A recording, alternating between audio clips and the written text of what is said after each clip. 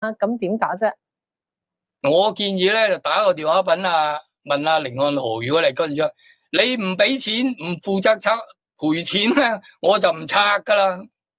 你話下令咁啊，你下令我要拆噶啦，邊個俾錢啊？唔係，其實一定追得翻嘅，因為佢嘅命令嚟噶嘛。我要你私人賠錢俾我，你都要賠嘅。你唔能夠濫用權力噶嘛，政府啱唔啱啊？哇！你即係要問清楚佢邊個賠錢。人哋係咯，工人開始你話拆就拆賠錢啦，你有看出啊，冇冇糧出，喎？拆咗個網唔俾錢，你黐線嘅咩？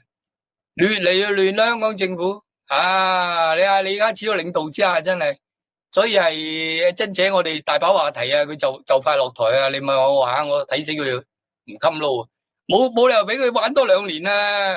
啊，仲話玩多5年添，好啦，黐線！ OK，好，拜拜。拜拜。